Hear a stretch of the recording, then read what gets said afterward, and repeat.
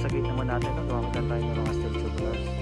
Dito sa wall, gumamit tayo ng wood accent tiles.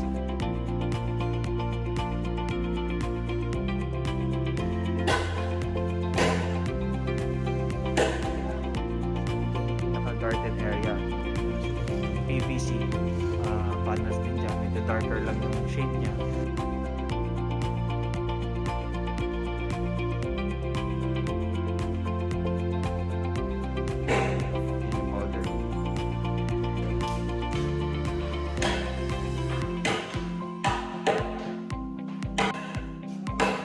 So sa inner planks natin, gumamit tayo ng 3 inches yung kapal.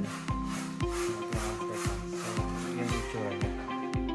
So pag nasa taas ka na, sobrang kaliwalas. Kita mo yung sheets ng tempered glass na glass, dark gray, UPVC. So yan yung cabinet to sa room. So yung same design din sa room number 2. So ito yung tsura ng vanity counter. Parang ganyan siya. Tapos meron siyang forks na countertop. Tapos meron siyang mounted na lavatory.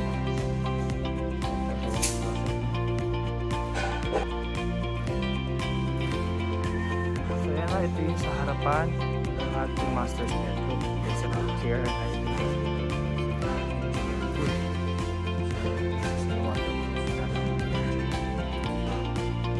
PVC door. Ito yung balcony. Stone. So for the balcony railings, meron yung fixed tempered glass dyan.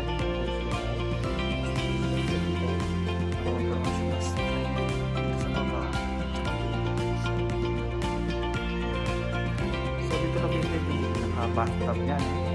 So ito yung bathtub na gagamitin. Then may mga shower enclosure din na glass dyan. Water closet. Then merong dalawang lavatories dito. So sa interior designer ulit ay naglagay ng mga perspective para mayroon tayong susundan. So ito yung reference natin for the master's bedroom.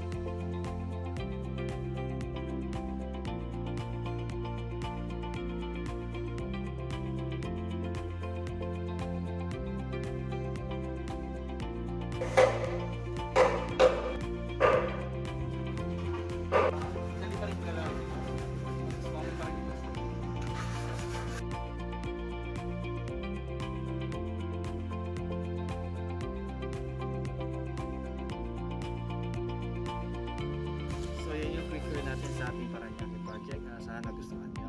And for more information, please like and share yung ating video. Subscribe na rin sa ating YouTube channel.